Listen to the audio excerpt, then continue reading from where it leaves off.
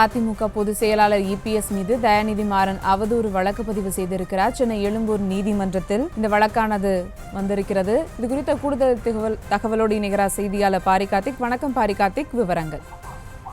வணக்கம். ஏப்ரல் 15ஆம் தேதி மத்திய சென்னை மக்களவை தொகுதிக்கு உட்பட்ட புரசைவாக்கத்தில் நடைபெற்ற பொதுக்கூட்டத்தில் தயாநிதி மாறன் தொகுதி மேம்பாட்டு நிதியில் 75% செலவு செய்யவில்லை என அதிமுகவினுடைய பொதுச் செயலர் எடப்பாடி பழனிசாமி அவர்கள் குற்றச்சாட்டை முன்வைத்திருந்தார்.